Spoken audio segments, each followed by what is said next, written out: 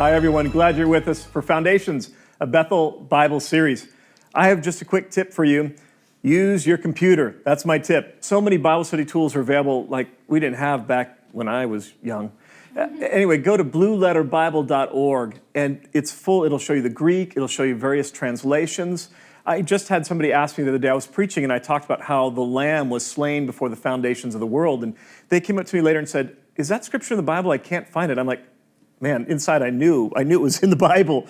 And so it struck me odd. And so if they got on their smartphone and couldn't find it, that the Lamb was, slain before the foundations of the world. So we, got on Blue Letter Bible, looking around, did a word search, and yeah, there it was. It's in Revelation chapter 13, verse 8. I noticed that it was translated differently by different trusted translations.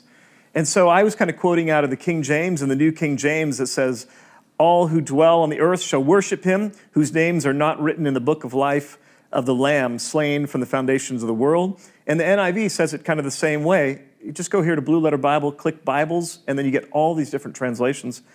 It says, all whose names have not been written in the Lamb's book of life, the Lamb who was slain from the creation of the world. But then I noticed by looking at the other translations, they have moved that phrase from the foundations of the world and attached it not to Jesus being the Lamb being slain, but to having your name written in the book of life. So in the ESV, it says, everyone whose name has not been written before the foundations of the world in the book of life of the Lamb who was slain. And then the Holtman Bible also does the same thing. All those who live on the earth will worship him, everyone whose name was not written from the foundations of the world in the book of the Lamb who was slaughtered. Using a Bible study tool like this, you kind of get an idea of, okay, what are the translation issues going on here? And then one reads with a particular slant more than another. One has a more reformed reading.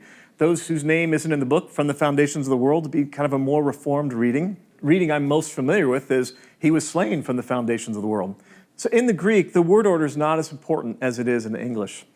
And so by taking a look at these, you get an idea of oh, I see what the translator's up to. So at Blue Letter Bible, you can just click on Give me the Greek, and it'll show you another two tabs. It'll say, I'd like to know it in the interlinear or the reverse interlinear. The reverse it follows the word order of the English translation, so it's a little bit more readable for us.